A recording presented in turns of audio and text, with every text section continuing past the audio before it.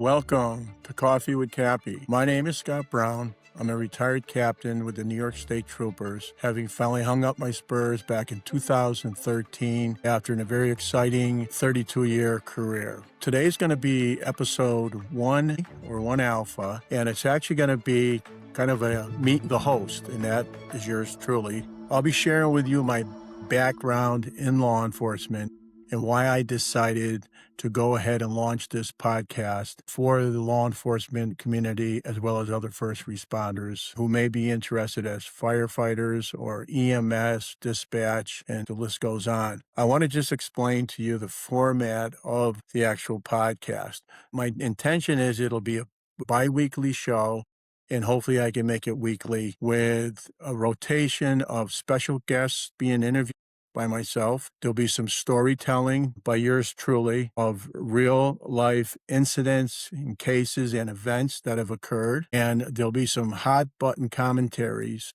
on things going on across our nation that I believe most in the law enforcement career will find interesting, including use of force issues, the perceived excessive force issues. Sometimes it's real, sometimes it isn't. It depends on the perspective that one sees and what eyeglass they're looking through to sit there on Monday morning quarterback all these different cases that happen. Whether it's personal hand-to-hand combat or it's firearms, it's a hot button topic today. Also, I like to cover hiring and the selection process for law enforcement, not just for those working the street or the road or the highway, but those who get selected for special operations, whether it's K-9, SWAT, aviation, bomb squad, scuba diving, marine patrol, and the list goes on. I'm also going to what's called flashpoints, and these will pop out if I'm sitting here and I'm working on today's episode and something happens and it hits the news, then I'll drop everything and throw something out to the audience as an FYI, and that'll stimulate conversation. I believe it's fitting that I share my professional background with our listeners and special guests. I didn't start this podcast to hear myself speak. I hope that at least a large percent of what I have to offer is concrete and informative, and that stimulates some great discussion.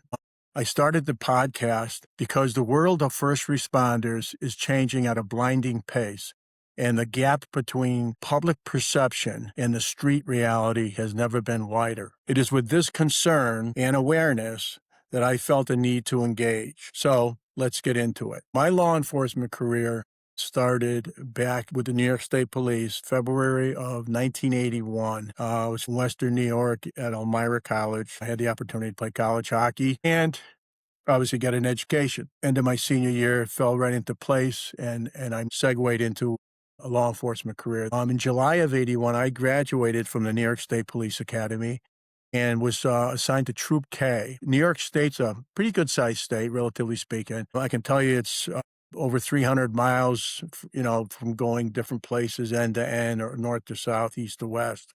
And I've had the opportunity or fate to be promoted and assigned all over the state. So I broke in at Fishkill, which is in the Hudson Valley. It's Troop K. It's basically east of the Hudson River, north of New York City, and borders Connecticut and Massachusetts. It's a long 30-mile wide by about 100 miles long, and it's broken into 3 zones. I was down in zone 2 as a new boot. 4 from my academy class that went to SP Fishkill, which is now called, in a different town, Wappinger Falls, SP Wappinger. That my first guest of 2 weeks ago, Rich Mattson, retired trooper Rich Mattson, grew up in Wappingers. We covered a dozen towns with about 5 or 6 cruisers or troop cars. We were cut loose in end of the summer of 81. And at that time, shortly after, I put in for a transfer to get a little closer to Massachusetts, where I'm actually from, the Springfield area. And so I was assigned to SP Dover Plains, which is a very rural station. But it was, especially in the 80s, it was a very, very active 12-man station with 2 sergeants. Troopers in New York State, while we do cover different, like the throughways, a highway, it's a main artery in the northeast of the United States. We're not just highway police. We're full service. We have the luxury of having a large state budget.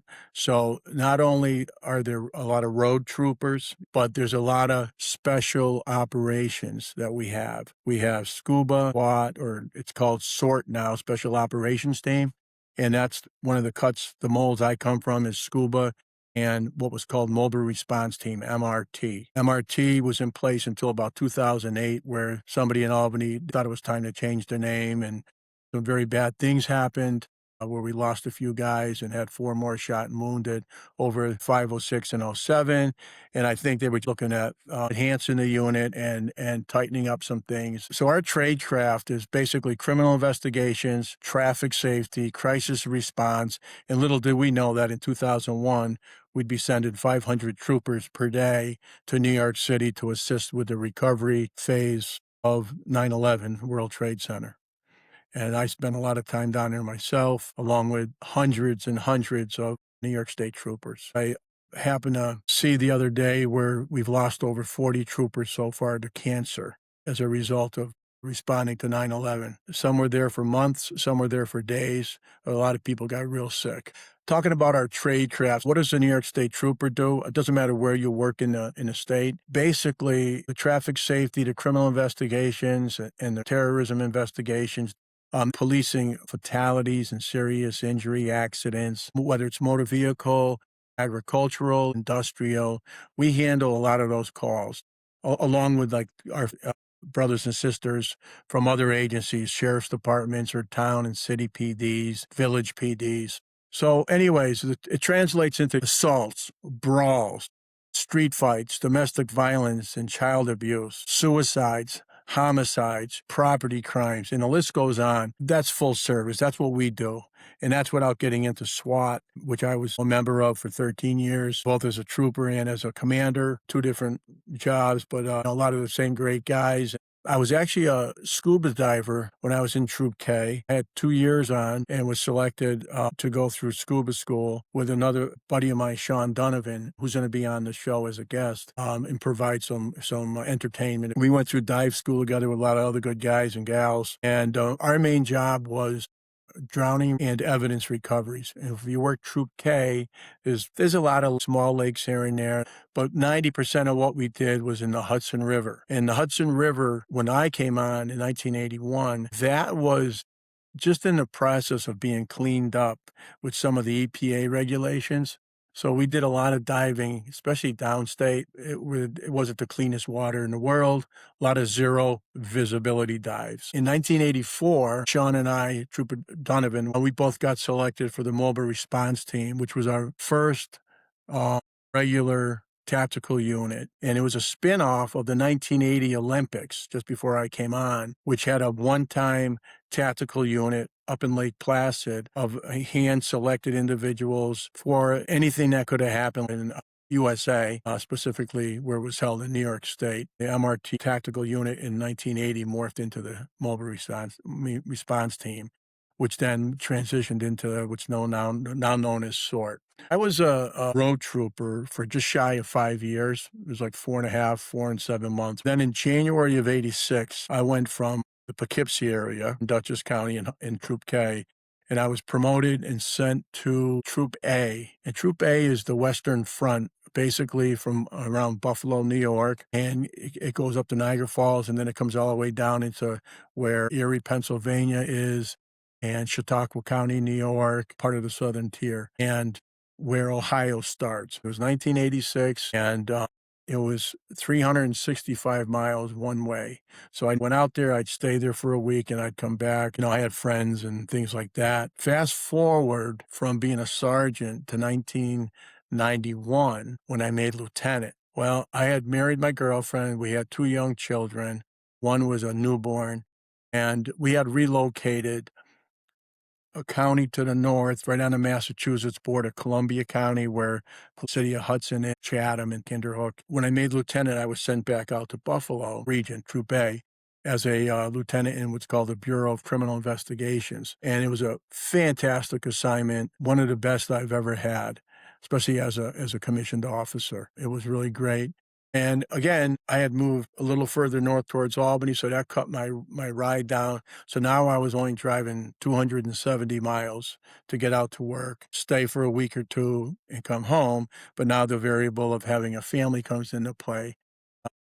The New York State Police is pretty compassionate, and while some positions need to be filled across the state, Long Island to Buffalo is 400 and some miles, something like that. There's going to be some heartache when you have to take certain transfers, but they do the best to get you back home if you put into transfer. And I can tell you that if anybody here's listening has been to Lake Placid up in the Adirondacks, Troop B, when I was a sergeant, I transferred from Buffalo area to Lake Placid, and you think that's going farther away.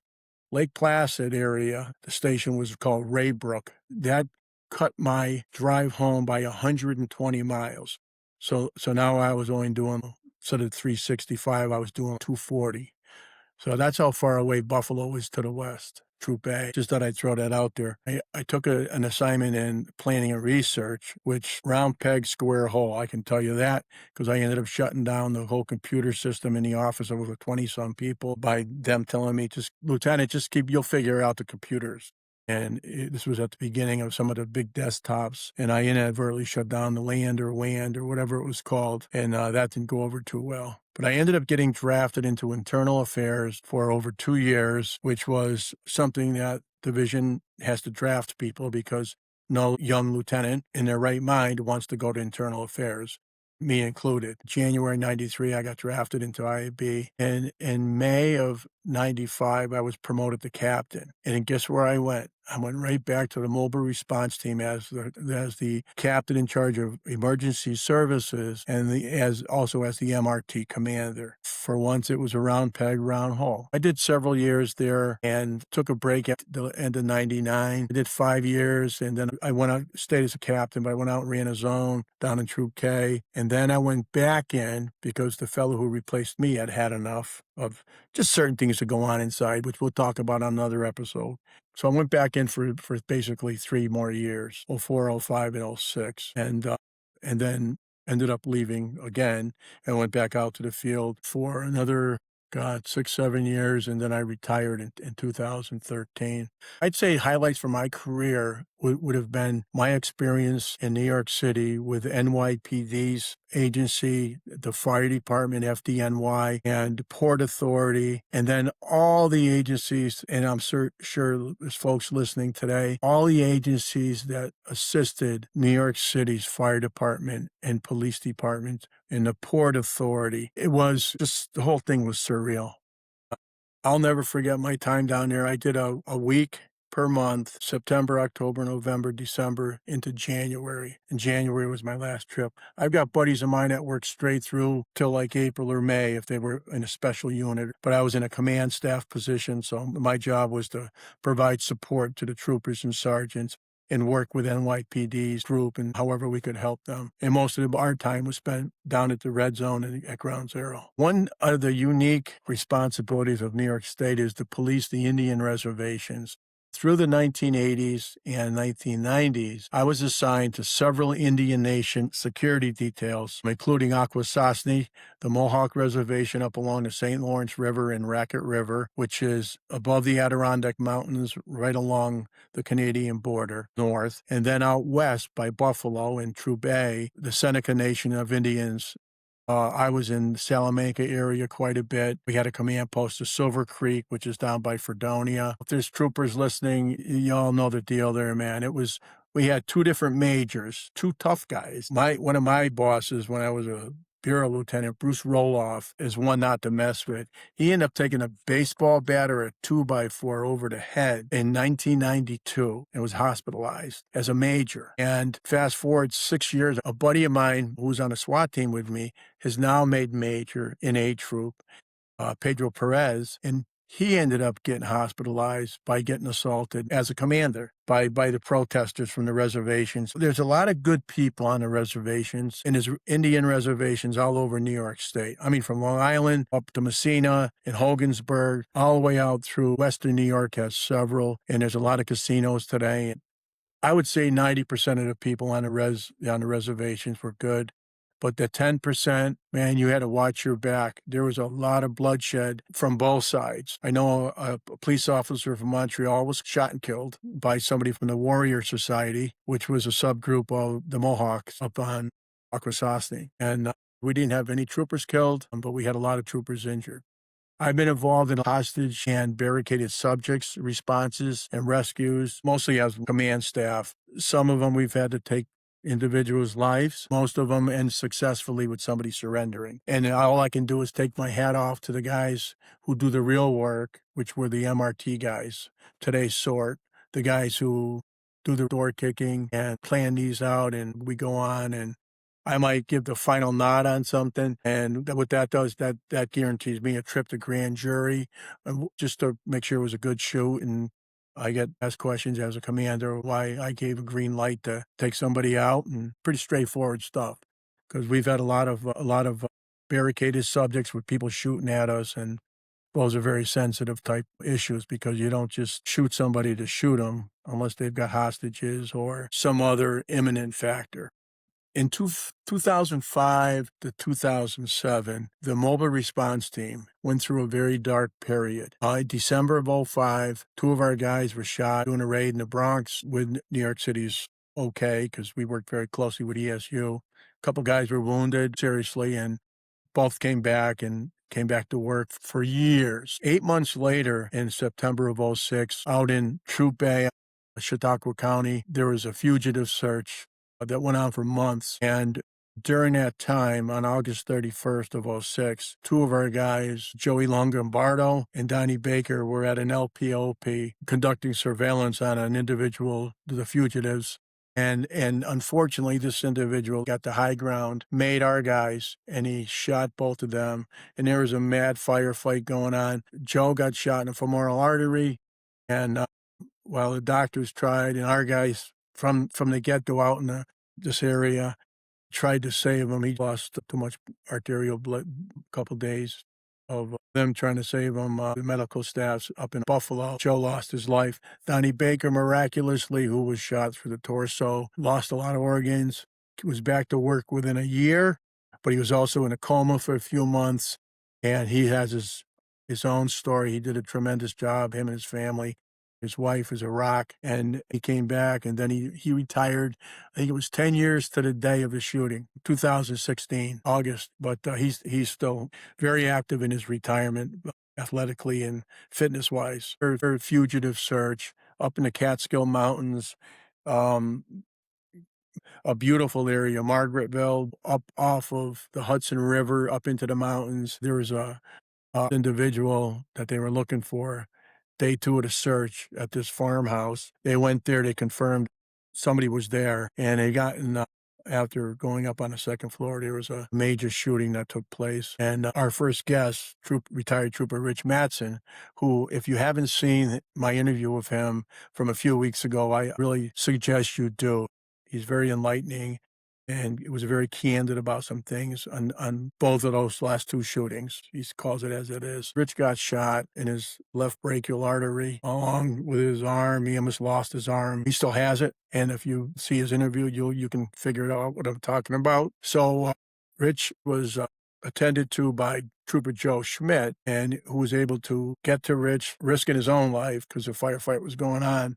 Got Rich to a safe zone, got the tourniquet on Rich, got him out to the helicopter. After going to a local hospital, they medevaced him right to Albany Med, and Rich survived. He did end up retiring because of any more damage to the arm. They'd have to amputate it to this day. So it's been 19 years. After Rich got shot, a few minutes later, there's still a gunfight going on, and Trooper Dave Brinkerhoff, or Brink, engaged with the individual, and Brink was able to neutralize him and kill him. Almost simultaneous to that, unfortunately and tragically, Brink was hit from behind by one of our other guys with friendly fire, and it took his life.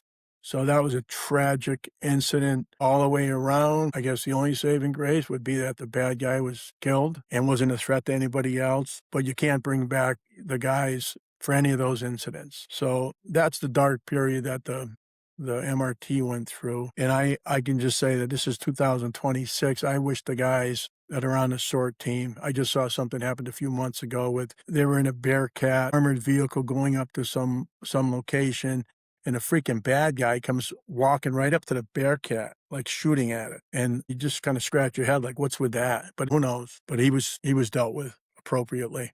I retired in February of 2013, and I thought it was time. I'd been a captain 18 years, and I needed something different. I was 55 years old, spring chicken, and I decided to get involved in international contract work. I had some people that were already doing it, and I ended up going to Liberia and West Africa for 18 months, which ended up right in Liberia was ground zero for Ebola. I was there through July of 14 and tapped out when my contract ended. So with the Ebola there, that was a game changer for everybody, something we didn't really need to deal with. So after that, in 2015, I didn't have enough, so I ended up doing, these were UN missions, two UN missions, the Liberia one. And so I'm working with police from all over the world and China, Russia, Ukraine. When I was there, Russia was just going into Crimea, and we're working together with the police from the different agencies. But then in 15, I went to Haiti, spent 12 months in Haiti. It made Liberia look like a cakewalk. A lot of good people in Haiti. Problem is there's really no economy. But it's gang riddled, and there's a lot of rural areas in Haiti, and there's a lot of cities like Port-au-Prince was 3 million. I had a chance to do some independent police contracting through the Department of State, and I worked for what's called GATA, Global Anti-Terrorism Assistance. So you're teaching hostage rescue, barricaded subjects, target hardening, and other advanced SWAT tactics.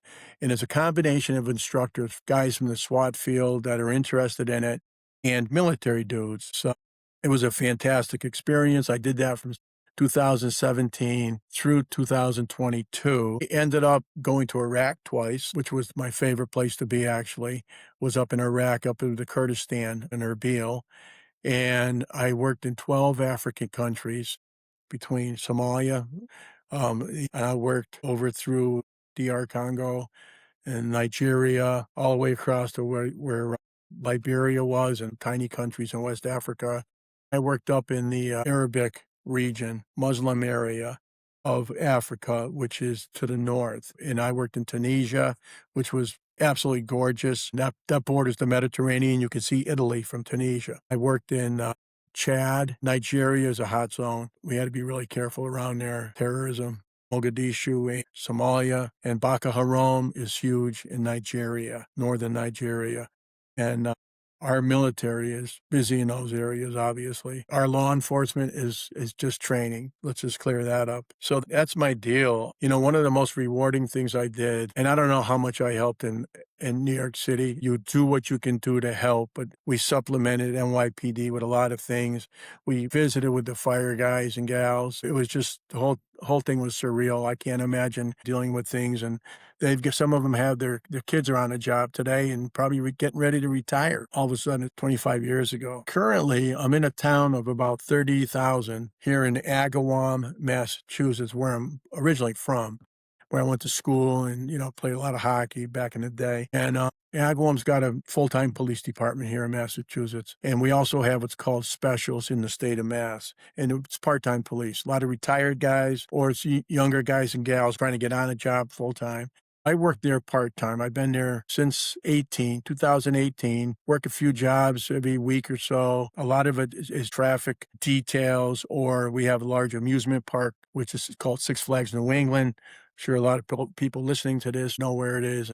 If you're working a night shift, you're going to deal with it. When friends of mine would say, "Hey, you got any connections for Six Flags?" I go, "Yeah, you want some advice or you want connections?"